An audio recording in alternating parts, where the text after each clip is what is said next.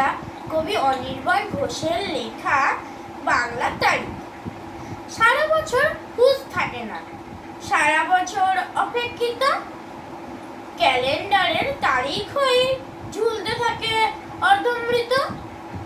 কাউকে যদি প্রশ্ন করেন বাংলায় আজ তারিখ কত, দেখতে পাবেন সে বেচারা কেমন করে ইতস্তত। হয়তো তিনি বলতে পারে ইয়া মানে বাংলা তারিখ, কেমন করে বলবো সব, কমে তো আর লাগে না ঠিক। তাও আমাদের পয়লা বৈশাখ, তাও আমাদের বর্ষবরণ, আসর সাজায় কাসর বাজায়, উদ্দীপনার নানান ধরন।